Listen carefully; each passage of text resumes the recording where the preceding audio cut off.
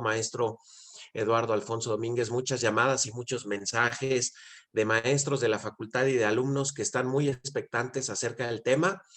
Entonces, bueno, pues yo les doy la bienvenida, como siempre, Miguel Ángel Beltrán, a sus órdenes, y los dejo con nuestra querida secretaria del Colegio de Profesores de Derecho Civil, la maestra Yadira Huerta. Buenos días y Hola, ¿qué bienvenidos. tal? Buenos días, maestro Miguel, ¿cómo está? Buenos días a todos y cada uno de los que nos están viendo. Gracias por acompañarnos. Ojalá y este tema que es sumamente importante despierte aún más interés.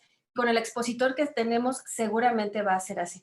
Doy la bienvenida a la maestra Amada del Carmen Gaitán, al maestro Fernando Caín, que nos está acompañando, y por supuesto a las personas que nos ayudan en esta colaboración de difusión, Karen, maestra Lorena. Tenemos al maestro Eduardo Alfonso Domínguez, que nos va a presentar este tema, pues digamos que muy amplio. Yo creo que va a tratar de reducirlo en este pequeño momento, ¿verdad, maestro? Va a ser una labor titánica, se lo agradezco. Voy a hacer la presentación, maestro Eduardo, de su currículum, para que nuestros compañeros maestros y las personas, alumnos, por supuesto que nos ven, sepan cuál es la trayectoria que usted tiene. Bien, el maestro Eduardo Alfonso Domínguez ha cursado la licenciatura en Derecho por la Facultad de Derecho de esta Casa de Estudios de la UNAM. En la División de Estudios de Posgrado de esta facultad también tiene la especialidad en Derecho en Comercio Exterior con mención honorífica en el año 2009. También es especialista en Derecho Constitucional con mención honorífica en el año 2012 y tiene la maestría en Derecho por el año 2014. Ha cursado los seminarios en el 2015 de profundización de conocimientos de los sistemas de justicias orales adversariales en la Universidad de Harvard en los Estados Unidos de América. Y como docente, bueno, todos ustedes saben que tiene una amplia trayectoria en la división de Universidad Abierta de esta facultad. Imparte las asignaturas de acto jurídico, personas, bienes y derechos reales. También en la división de estudios de posgrado de esta facultad imparte la asignatura de teoría del acto jurídico en la especialidad de Derecho Civil. Y en la Escuela Internacional de Derecho y Jurisprudencia imparte las materias de Derecho Procesal Civil, Argumentación Jurídica, Derecho de Comercio Exterior y Derecho Administrativo. En cuanto a ponencias, tiene una vasta trayectoria de N cantidad de ponencias que solamente voy a referir unas cuantas porque si no me voy a llevar todo el tiempo que tiene el maestro a su disposición para el tema. Entre ellas tiene amparo directo, procedencia, substanciación y recurso de revisión, los derechos de la personalidad, que por supuesto tiene mucho que ver con el tema que va a ahondar, control difuso y concentrado de constitucionalidad y convencionalidad, entre otros. Luego entonces, bueno, este es un poquito de lo tanto, de lo mucho que ha hecho el maestro Eduardo Alfonso, y solamente quiero hacer mención que el maestro Fernando Oviedo nos va a acompañar con la moderación de esta plática. Sin más, agradezco muchísimo la presencia del maestro Alfonso. Muchas gracias.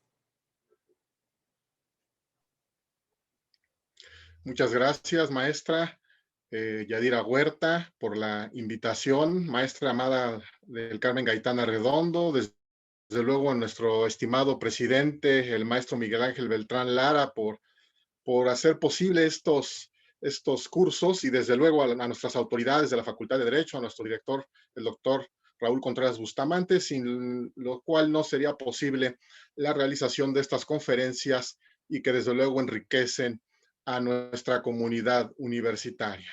Sin más preámbulo, pues voy a compartir la pantalla. Tengo aquí una pequeña presentación que, como bien nos comentó la maestra Yadira Huerta, pues vamos a partir de lo que implica los derechos de la personalidad, que digamos de esta manera son los derechos sustantivos o los derechos a tutelar eh, por parte de la acción del daño moral. Entonces, muy brevemente comentaremos a manera de introducción qué implica esta parte de los derechos de la personalidad, que esto pues va enlazado o va de la mano con la parte de una conferencia que también di en la facultad hace un año, y que decíamos, de acuerdo con una definición del maestro Ernesto Gutiérrez y González, él nos dice que los derechos de la personalidad son los bienes constituidos por determinadas proyecciones físicas o psíquicas del ser humano, que las atribuye para sí o para algunos sujetos de derecho y que son individualizadas por el ordenamiento jurídico. Si nosotros analizamos nuestro Código Civil, encontramos pues que no existe un catálogo como tal respecto de otros códigos que están en los estados de la República con relación a, a cuáles son estos derechos de la personalidad. Entendemos pues que son aquellos bienes intrínsecos que nos acompañan desde que el ser humano tiene personalidad en términos de lo que establece el artículo 22 del Código Civil, que como bien sabemos es el presupuesto para tener todos los atributos de la personalidad. Primero tenemos personalidad, después tenemos capacidad, conceptos que luego suelen confundirse. Pero primero, pues entendiendo la personalidad como la proyección del ser humano en el mundo exterior, personalidad que incluso el propio ordenamiento jurídico le reconoce al nasciturus para efectos de ser legatario, donatario, heredero, etcétera. Y bien, junto con esta personalidad que tenemos como seres humanos, bueno, pues desarrollamos y tenemos de manera inherente estos derechos de la personalidad. La pregunta es, ¿qué son? ¿Qué son estos derechos de la personalidad? Porque no lo tenemos, como repito, en el Código Civil. Sin embargo, lo deducimos de lo que establece el artículo 1916, que va a ser el tema a dilucidar en esta ponencia. Establecido lo anterior, ¿cuál es la naturaleza jurídica de los derechos de la personalidad? Se afirma que primero, por un lado, hay quienes sostienen que se debe analizar en la parte relativa al patrimonio, ya que en el patrimonio, entendiendo como tal el concepto, que es el conjunto de bienes, derechos, obligaciones y cargas, susceptibles de una valorización pecuniaria y que constituyen una unidad o un todo único, universal e indivisible. En este sentido, al hablar de bienes y derechos, se afirma que esta parte de los derechos, y aquí entrarían los derechos de la personalidad, pues se integrarían no nada más aquellos que son valorizables en dinero, sino también los derechos de la personalidad. Esa es una postura. La otra postura nos dice que en la parte del patrimonio, pues solamente se estudian, se analizan y se diseminan, pues los que sean susceptibles de valorización pecuniaria y los que no contengan esa calidad, bueno, se consideran nada más como bienes morales, no patrimoniales y que tienen un valor positivo y por consiguiente valorizado. Respecto a esta segunda postura, pues lo que se afirma es que solamente cuando es transgredido ese derecho de la personalidad, daría lugar efectivamente a una tutela efectiva que es precisamente mediante la acción del daño moral y la reparación consistente en una indemnización de carácter económico. Dicho lo anterior, pues los derechos de la personalidad deben catalogarse como derechos patrimoniales. Se dice que no hay una razón válida para negar esta afirmación. Y el catálogo de estos derechos patrimoniales variará según el criterio y costumbres que prevalezcan en cada sociedad y época determinados en donde se desenvuelvan y se desarrollen estos derechos. Y bueno, pues este catálogo se verá afectado por el avance de las ciencias físicas y naturales, aunque insisto, se dice que también son derechos de contenido moral.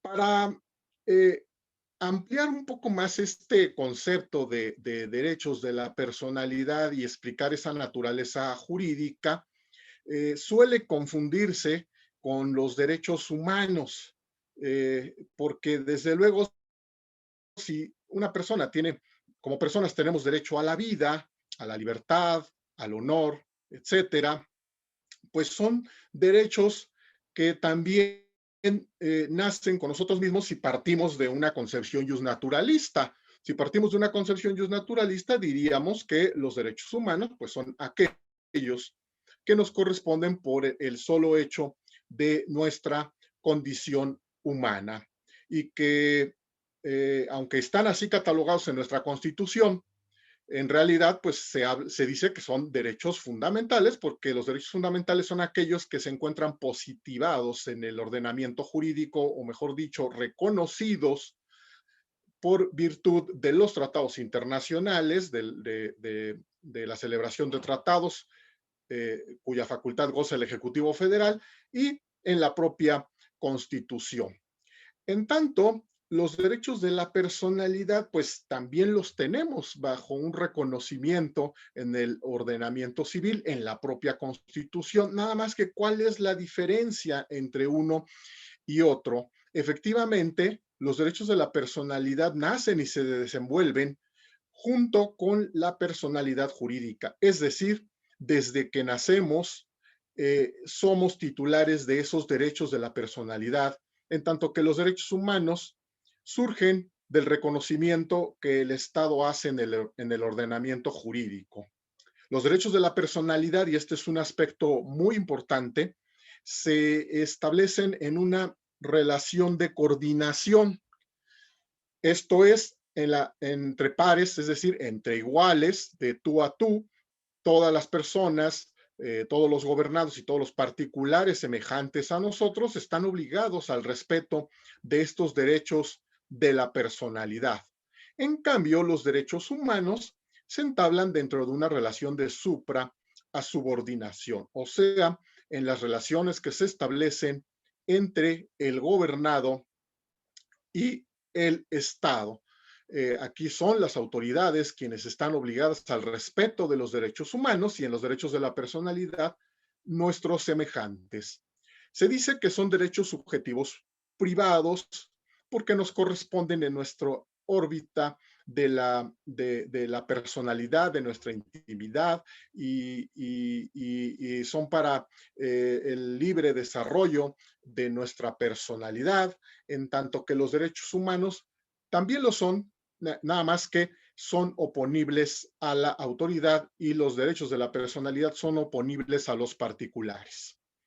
Desde luego, las acciones por la transgresión a los derechos de la personalidad, su reparación tendrá que ser de carácter civil, en este caso, a través del daño moral, que es el tema a dilucidar, y en los derechos humanos, la acción para su reparación se da a través de amparo. Y por último, los derechos de la personalidad se pueden encontrar desde luego en la Constitución, pero también en las leyes secundarias, en tanto que los derechos humanos pues se encuentran establecidos en la Constitución y en los tratados internacionales de los cuales el Estado mexicano sea parte. Por consecuencia, ¿qué características podemos diseminar de los derechos de la personalidad? Pues son derechos erga omnes, o sea, oponibles frente a todos. Todos los particulares, todas las demás personas están obligadas al respeto de nuestros derechos de la personalidad y va de la mano con la característica de que son limitados. Son limitados porque desde luego el ejercicio de esos derechos de la personalidad tampoco puede trastocar otros derechos de las personas. La otra característica sería que son derechos subjetivos privados que se dan en esa relación de coordinación que hace un momento acabo de mencionar. La otra, pues que son innatos, nacen junto con nosotros, inherentes porque nos acompañan durante toda la vida, es decir, no nos podemos desprender de ellos y esenciales porque son necesarios para el libre desarrollo de la personalidad. Y la otra, pues es que son intransmisibles, irrenunciables e inembargables. Vamos a ver rápidamente cómo se clasifican los derechos de la personalidad. La doctora Elvia Lucía Flores Ábalos clasifica los derechos de la personalidad en dos rubros. Uno, los que son derivados de la integridad física de la persona y otros que derivan de la integridad espiritual. Brevemente, pues aquí les pongo grosso modo, un cuadro de cómo se clasifican estos derechos en cuanto a lo que hace a los de integridad física de la persona. Pues tenemos que está el derecho a la vida como un derecho, el principal derecho que tenemos todos los seres humanos, sin el cual pues, no podríamos desenvolvernos, obviamente. Entonces, de ahí deriva pues todo lo demás: operaciones quirúrgicas, tratamientos y exámenes médicos, el derecho a la disposición del cuerpo, el derecho a la libertad, y dividido en dos, a la libertad sexual y procreacional. Esta última pues también se encuentra garantizada por el artículo 4º constitucional. Entonces, brevemente nada más lo menciono para no ocupar mucho tiempo y dedicarnos al tema toral que nos ocupa. Y por el lado de los derechos que conforman la integridad espiritual de la persona, pues se encuentran los derechos de igualdad, el derecho al honor, el derecho a la imagen, ¿sí? Entendido como aquella percepción que tienen todas las personas respecto a nosotros, la voz, protección de datos personales, a la publicidad, a la identidad, a la individualidad. Entonces, digamos que este es el catálogo, y que incluso en una ponencia la doctora Sandra Raquel Contreras López parte de este criterio para determinar que en efecto esta es la clasificación de los derechos de la personalidad. Bien, una vez establecido qué son los derechos de la personalidad y cuáles son, ¿qué pasa? La pregunta sería, ¿qué pasa ante la transgresión que se pudiera dar a alguno de estos derechos? El Código Civil para la Ciudad de México, en su artículo 1916, nos da una definición sobre lo que debemos entender sobre el daño moral, es decir, la transgresión que se dé a los derechos de la personalidad cuando estos se trastocan. Pues nos dice que se entiende como una afectación que una persona sufre en sus sentimientos, ¿sí? Afectos, creencias, decoro, honor, reputación, vida privada, configuración y aspectos físicos, o bien en la consideración que de sí misma tienen los demás, como es la imagen pública que se tiene.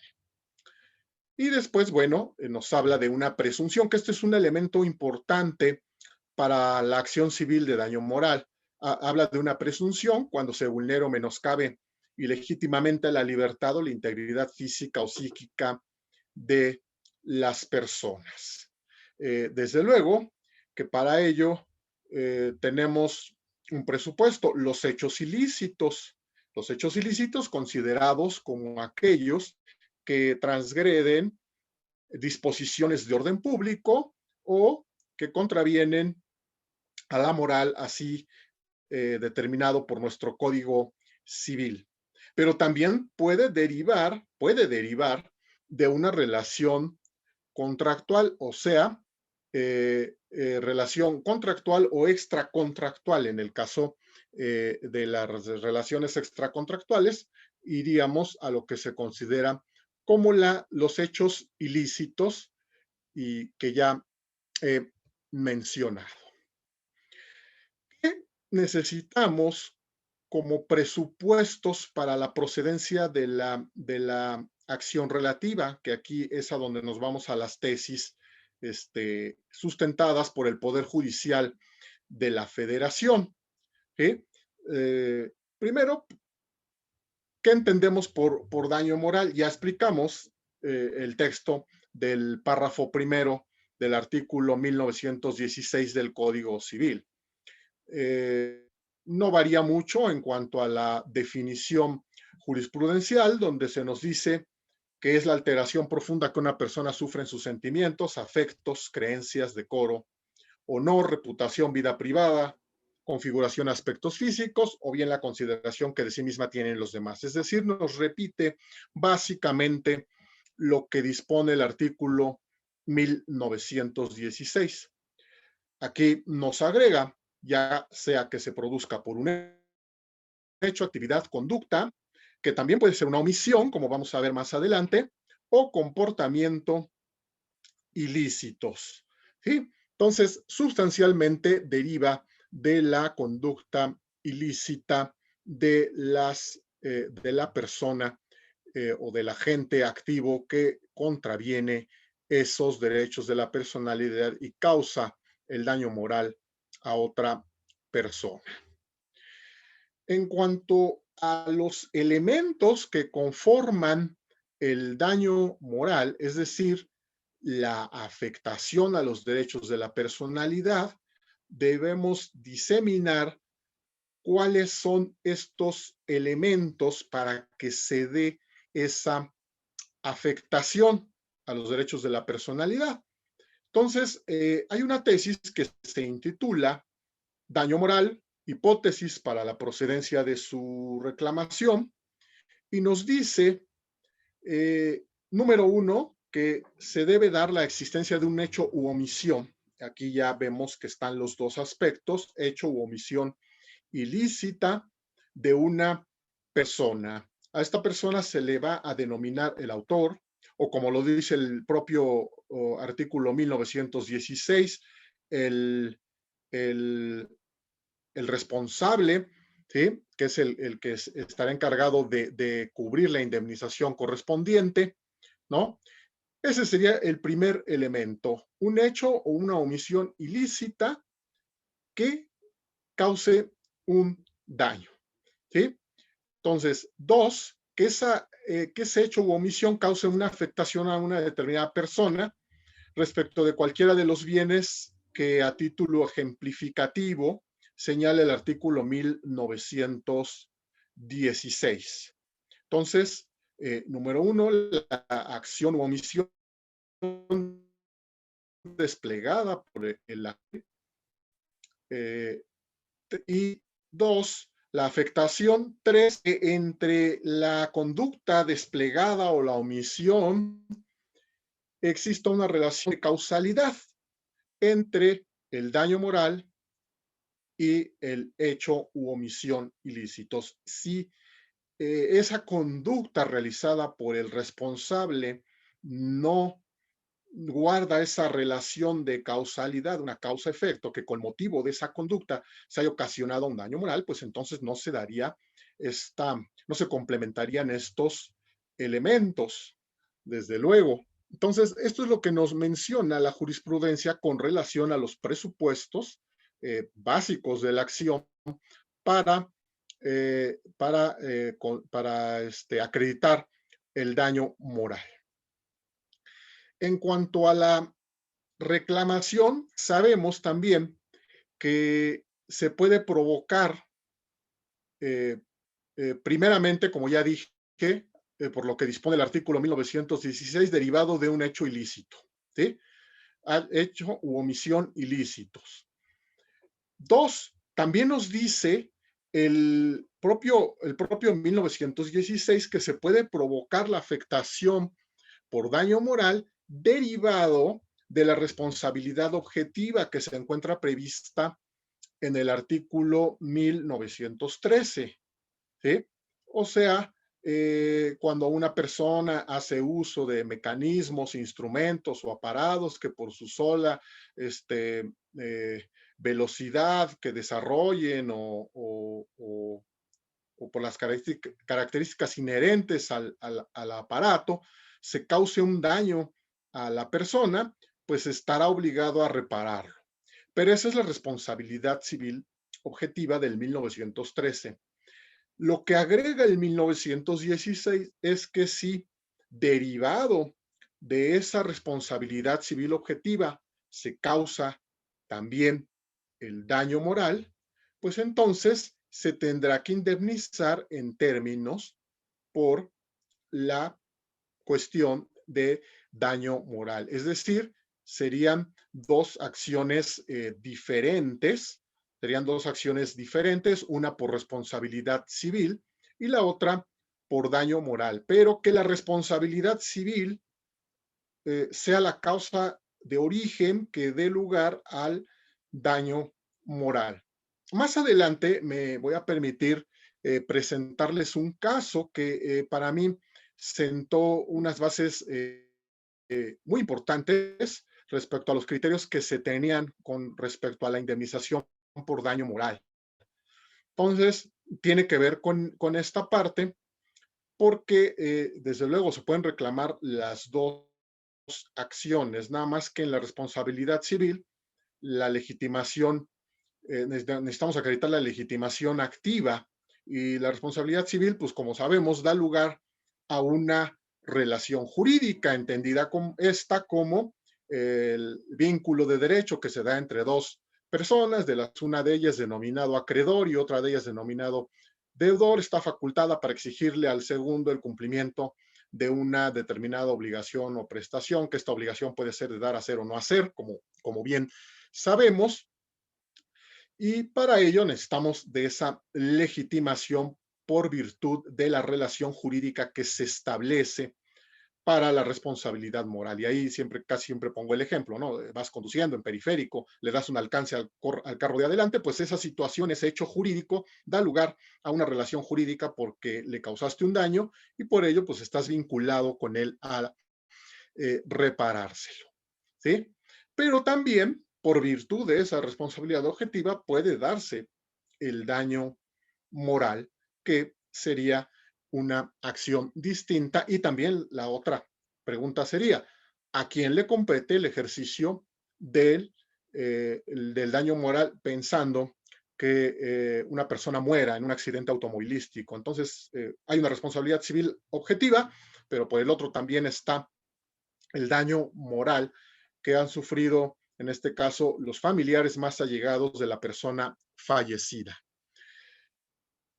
Dice esta tesis que debe reclamarse la indemnización de daño moral simultáneamente a la reclamación de responsabilidad civil objetiva, aunque hay otros criterios que dicen que también son totalmente independientes. Si bien es cierto, el daño moral puede tener su causa en una responsabilidad civil objetiva, pues se puede reclamar de manera independiente porque la acción respectiva en cuanto a acción tiene autonomía, tiene vida propia y se puede reclamar de manera independiente. Pero aquí el punto sería acreditar que derivada de la responsabilidad civil se dio un daño moral. 3, nos dice acreditar la responsabilidad objetiva para que la víctima tenga derecho a la indemnización de daño moral, que es lo que acabo de comentar. Entonces, no porque sean independientes las acciones que se van a ejercer, ¿sí? Como pasó en el caso que les voy a comentar, se dejan a salvo los derechos, por lo que hace a la responsabilidad civil y únicamente se hace la condena con relación al daño moral. Aquí lo único es que sí tenemos que acreditar que se dio la responsabilidad civil objetiva y que eso dio lugar a un daño moral. Eso es lo que tendríamos que acreditar, porque la responsabilidad civil, digamos que es el hecho generador, es el hecho que dio lugar al daño moral. Después, para la reclamación, ¿sí? ¿Cuáles son las hipótesis que también nos ha establecido el Poder Judicial Federal para la reclamación del daño moral? Una cosa muy distinta son los presupuestos de la acción, o sea, para poder aseguir a la acción que voy a intentar en el daño moral, pues debo de acreditar esos elementos que ya he dicho, el hecho u omisión ilícitos, que se cause un daño y que haya un nexo causal. Pero para la reclamación, y que quizá a lo mejor esto también tiene que ver con el aspecto probatorio, y además esta lámina que les estoy mostrando es la segunda parte del artículo, la tercera parte del 1916. Ya establecimos, número 1, por violación a cualquier derecho de la personalidad da lugar a un resarcimiento, una indemnización por afectación de daño moral. 2, derivado de una responsabilidad objetiva como acciones autónomas. Y 3, nos dice una última, que es la que tiene que ver con el artículo 1927 del Código Civil. El artículo 1927 establece o habla de la responsabilidad patrimonial del Estado en el ejercicio que realicen sus servidores públicos y que mediante alguna actividad irregular se cause un daño moral en el ejercicio de sus funciones. Aquí sabemos que a nivel federal el propio artículo 1927 en el Código Civil Federal quedó derogado porque dio lugar a la Ley Federal de Responsabilidad Patrimonial del Estado y entonces saca del Código Civil para ponerlo en una ley. En el Código Civil de la Ciudad de México lo seguimos teniendo, el artículo 1927 y la acción civil por la cual podemos hacer el reclamo de daños y perjuicios cometidos por la actividad del Estado, transgrede uno de los derechos de la personalidad, ¿sí? Y habla de un hecho u omisión ilícito cometido en ejercicio de sus funciones, también daría lugar a la reparación o indemnización por daño moral. El ejemplo que aquí siempre pongo, pues es el famoso usted disculpe, ¿no? Se inicia una carpeta de investigación a una persona, pasa 4 o 5 años en la cárcel, después resulta inocente y todo esto resulta de una actividad irregular por parte de los servidores públicos. Bueno, pues esto daría, esta situación daría lugar a un daño moral. Para esto, en este supuesto, nos dice, igual que en la responsabilidad objetiva, que deben concurrir 4 elementos.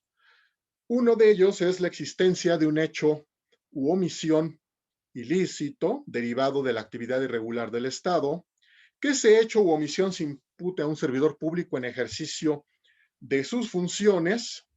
El tercer elemento, pues que produzca afectación a determinada persona con relación a los bienes tutelados por el artículo 1916 y desde luego lo que hemos venido diciendo, la relación de causalidad entre el hecho y omisión ilícitos y el daño causado. Entonces, en estas 3 láminas que he mostrado, tenemos en suma el daño moral por la afectación a los derechos tutelados por el artículo 1916, que son los derechos de la personalidad. 2, derivado de la responsabilidad objetiva se causa un daño moral. 3, por la responsabilidad patrimonial del Estado cometida por los servidores públicos en el ejercicio de sus funciones. ¿Sí? Esos 3 aspectos son los que dan lugar al daño moral según lo establece el artículo 1916. ¿Cuál es el efecto de la realización del daño moral? Es decir, ¿cuál es la consecuencia que se tiene una vez que se ha causado el daño moral? Entonces, número 1, que ante la presencia de un hecho o omisión ilícitos que hayan producido ese daño moral, bueno, el responsable, ¿sí? O si lo indica el 1916, tiene la obligación de repararlo mediante una indemnización en dinero, con independencia de que se haya causado un daño material derivado de responsabilidad contractual o extracontractual, que es lo que comentaba al principio. Puede derivar de un contrato por el incumplimiento a la obligación que se tenía por virtud de ese contrato y que no se llevó a cabo. Puede desde luego luego esa situación causar un daño moral o derivada de un aspecto extracontractual, los hechos ilícitos generadores de las obligaciones. En este sentido, bueno, tenemos estos dos elementos como el efecto de la realización del daño moral y que consiste en la indemnización. Ahorita hablaremos un poco sobre esta parte de la indemnización, en qué consiste, si es una parte resarcitoria, restitutoria o compensatoria, ¿sí? Ahorita lo comentaremos. Después tenemos que para la procedencia de la reparación, que ya sería el otro aspecto, es decir, una vez que ya se han configurado los elementos que hemos mencionado, o sea, la existencia de un hecho u omisión ilícitos, la afectación y el nexo causal, bueno, ¿cómo vamos a hacer la reparación? Y tenemos esta tesis, bueno, ¿o qué tenemos que demostrar? Esto ya quizá tendría que ver más con el aspecto probatorio que tendríamos que demostrar en juicio. Entonces, uno de ellos es acreditar que el daño se ocasionó, que el daño sea consecuencia de un hecho ilícito. ¿Sí? Esos serían los elementos para que proceda la reparación. ¿Sí? Y esto ya tendría que ver con el aspecto probatorio. La otra es cómo, cómo se va a determinar el monto indemnizatorio. ¿Sí? ¿Cómo se va a tomar en cuenta, cómo se va a determinar el monto indemnizatorio? Son 4. El primero de ellos es, y esto lo hace el juez, y lo tiene que hacer de manera objetiva. Cualquiera podría pensar que el juez lo pudiera hacer de manera subjetiva, ¿no? Atendiendo, como dice el propio 1916, atendiendo la gravedad del daño, atendiendo el alcance de los derechos lesionados, la capacidad económica del actor o en este caso de la víctima y del responsable, ¿sí? Pero vamos a ver cuáles son los criterios que actualmente se deben tomar en cuenta o que el juez debe tomar en cuenta, porque también vamos a ver un poquito más adelante que hay unos parámetros, ¿sí? Que son orientadores para evitar precisamente el subjetivismo judicial. Entonces, número 1, los derechos lesionados. En este sentido, para el monto de la indemnización se tiene, número 1, que valorar el daño en su calidad o en su aspecto cualitativo, ¿sí? Y por cualitativo implica establecer el grado de afectación, ¿sí? O sea, de forma material, hasta dónde llegó o en qué consistió la transgresión y qué tan grave es. Vamos a ver que hay un parámetro que se establece como bajo, medio y alto para valorar este aspecto, ¿sí? O sea, puede ser bajo, medio o alto para el daño, para la acreditación del daño moral. Entonces, en esto consiste. ¿Cuál fue el derecho? Determinar cuál fue el derecho lesionado, ¿sí? Y hasta dónde transgredió alguno de los derechos de la personalidad, ¿sí? Y con esto también se busca un aspecto preventivo, porque también contempla, por un lado, el daño que ya se causó. 2, evitar daños futuros, ¿sí? Y desde luego la disminución de que no se dé o que no se repita este aspecto. 2, el grado de responsabilidad, y esto tiene que ver con el agente que lo cometió. Hasta dónde él tuvo una culpa en la realización, si con motivo del ejercicio de su actividad, el hecho ilícito o la omisión ilícita, transgredieron a la víctima. Después tenemos la situación económica del responsable, que este es un aspecto que voy a comentar en esta última sentencia que les quiero mostrar ya al final, ya platicado, ¿sí? Porque de una vez les adelanto, el caso es el amparo directo en revisión 31, diagonal 2013, en donde recordarán ustedes el famoso caso Mayan Palace, donde un chico termina electrificado en un lago artificial del propio complejo turístico. Y aquí se tocó este punto que fue el que, digamos, nos dio luz, ¿sí? Respecto a la manera de indemnización, porque el artículo 1916 nos dice que se debe tomar en cuenta la situación económica del responsable y de la víctima. Esto nos llevaría a pensar que si la víctima absurdamente es de un estrato social medio, alto o bajo, es en función de ello a lo que le vamos a indemnizar, pero no es así.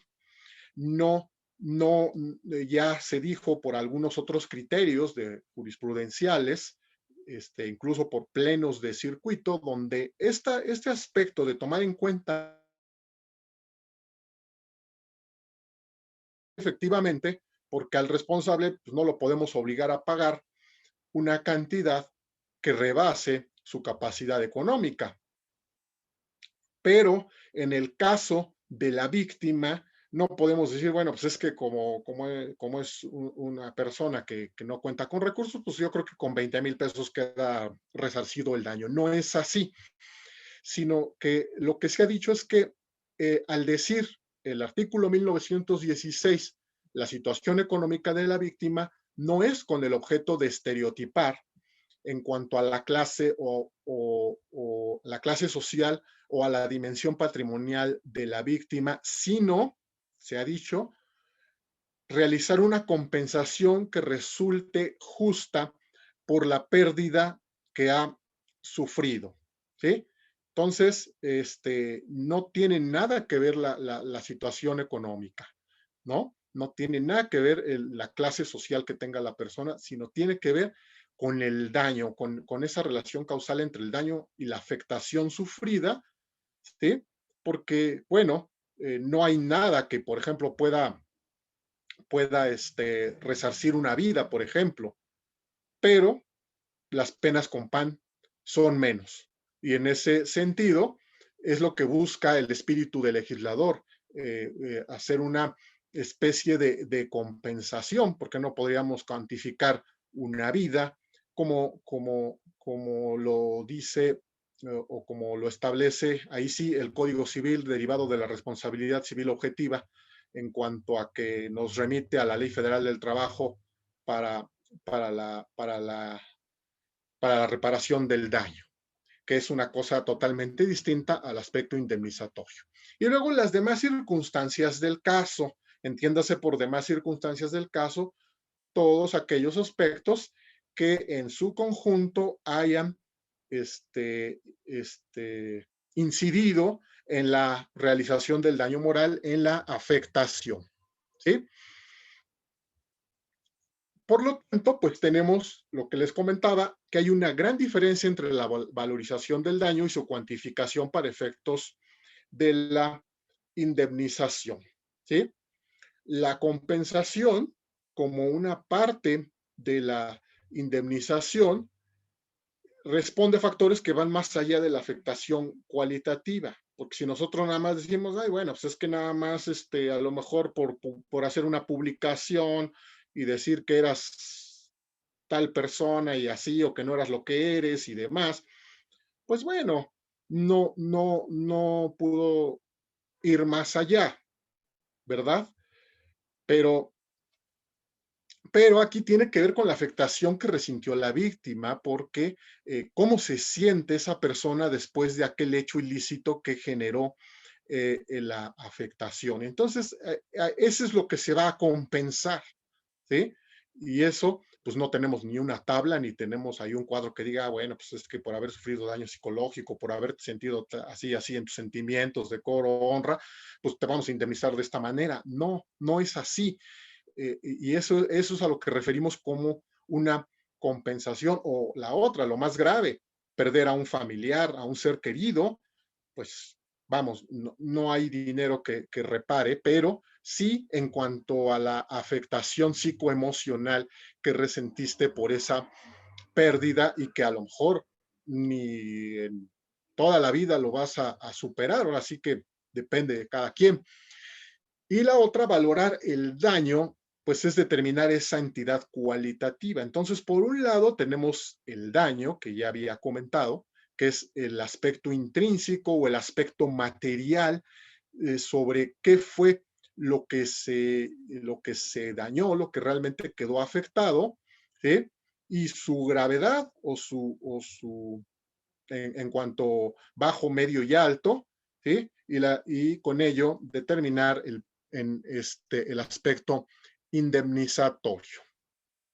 Los parámetros que les había yo comentado para la cuantificación del daño moral, determinados por esta tesis, que es una tesis ya más reciente, es de 2014, de la primera sala de la Suprema Corte de Justicia de la Nación,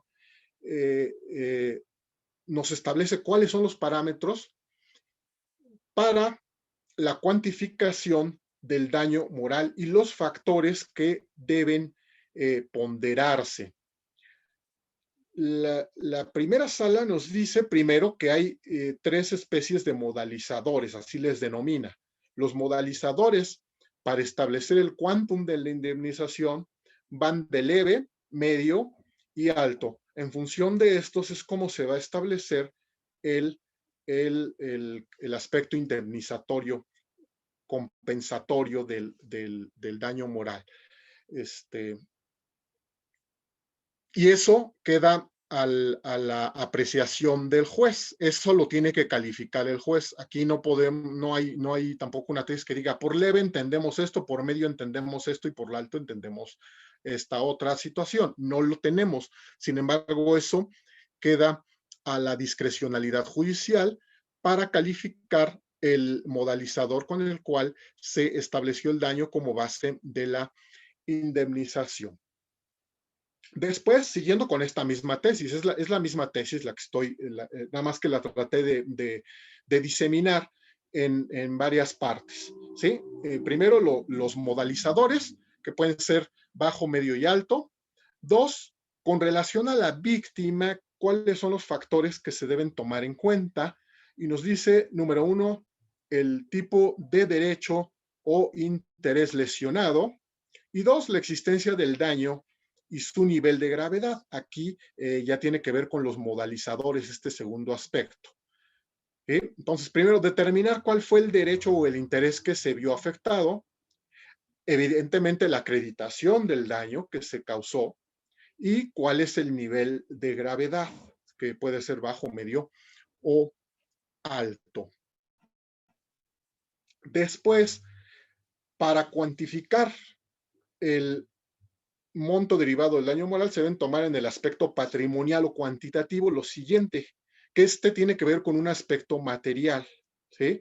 Esta parte tiene que ver con el aspecto material. Los gastos devengados derivados del daño moral.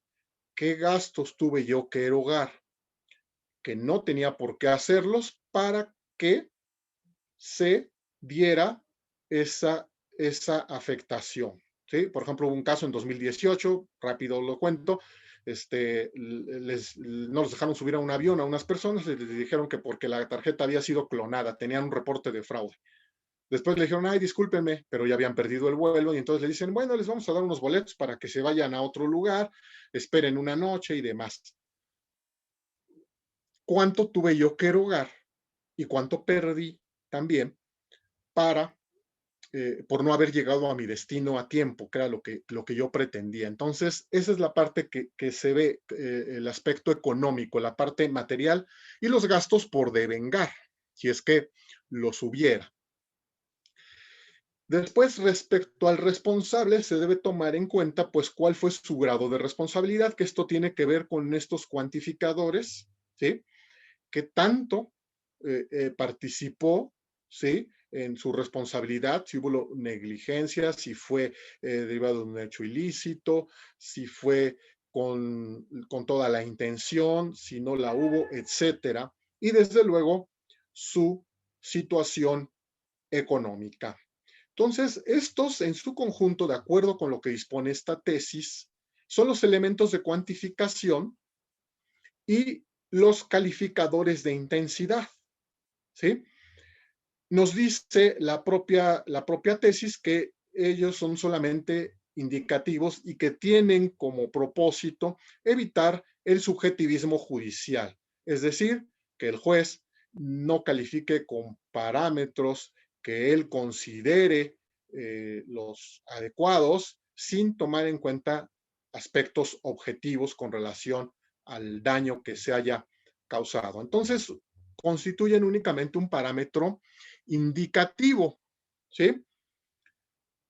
Después encontré también esta tesis con relación a la indemnización de daño moral para la cuantificación en caso de pérdida de la vida. Les comento esto porque hay un concepto que toma en cuenta la Corte Interamericana de Derechos Humanos, que es la expectativa de vida, que sobre la expectativa de vida podemos hacer una cuantificación, aspecto que no teníamos hace algunos años, es decir, antes de esta sentencia de Mayan Palas, no lo teníamos, es decir, no se hablaba sobre la expectativa de vida de la persona y es más, se iban más allá. Hay algunos códigos de la República Mexicana, como el de Guerrero, por ejemplo, que dice que el monto de la indemnización no debe de ser superior a una tercera parte del monto que corresponda al daño por la responsabilidad civil objetiva. De hecho, así lo teníamos inicialmente en el Código de 1920, y después una reforma de 1982 dio lugar a esta otra parte, a separar precisamente el porcentaje de monto con relación a la responsabilidad civil objetiva, sino tratarlo de manera aparte.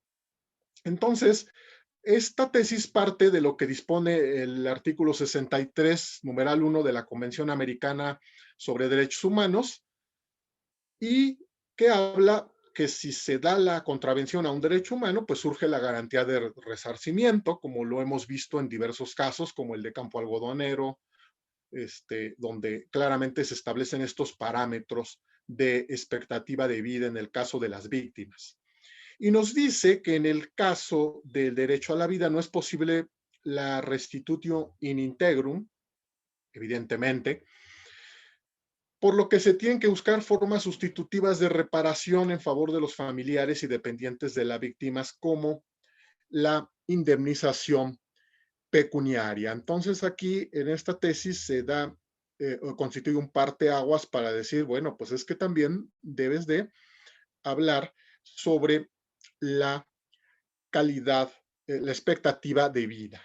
Y esta otra tesis que viene a complementar la anterior, lo que les había dicho, que en caso de pérdida de una vida, lo que te ordena es, debes, para el monto de la indemnización, cumplir con los parámetros internacionales. Dos, que es esta segunda tesis, ¿sí? Que es la relativa al daño moral. Para la cuantificación de la indemnización en caso de pérdida de la vida, se deben considerar los parámetros internacionales y nos dice que estos corresponden a cada una de las víctimas. Se debe considerar la edad, ¿sí? Al momento de su muerte y los años que les faltaban para complementar la expectativa de vida y los ingresos que obtenían con base en su salario real, ¿sí? Y a falta de salario real o de información respectiva, en el salario mínimo mensual vigente en el país, pero estimando la situación real económica y social para el cálculo de la indemnización. Es decir, se toma en cuenta todo el entorno social y económico en el cual se haya desenvuelto la persona y con ello calcular la expectativa de vida.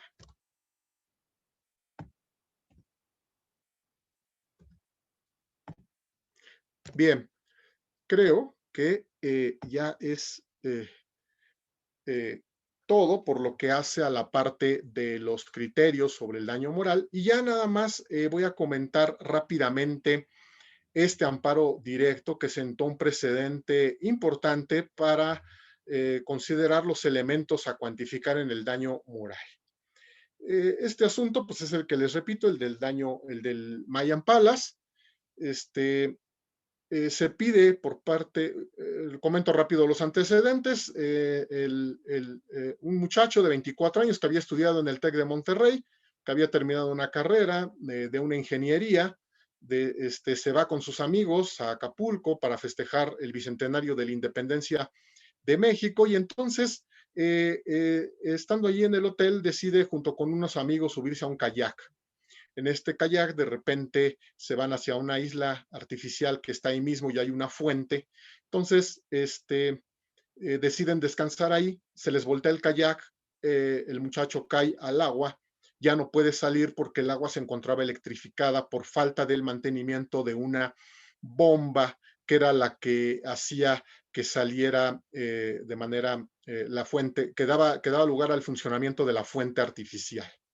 Entonces, la persona pierde la vida y entonces los padres deciden demandar a la empresa.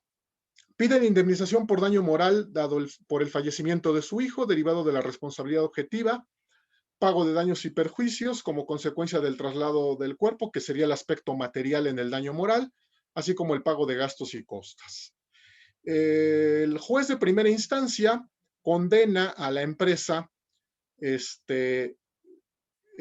que por daño moral a la cantidad de 8 millones de pesos aproximadamente, diciendo que 700,000 correspondían aproximadamente al pago de terapias que requerían los papás por la afectación psíquica, por la pérdida del hijo, y el otro monto correspondía por todo lo que habían invertido en la educación, tomando en consideración que había acudido a buenas escuelas, siempre habían sido escuelas privadas, y lo que había costeado la universidad, etcétera. Que ese era el monto que se tenía que resarcir, no así respecto a la responsabilidad civil. Dijo que no tenía legitimación procesal activa porque no acreditaban no acreditaban no acreditaban la sucesión del muchacho con relación a la membresía que había adquirido con el complejo hotelero.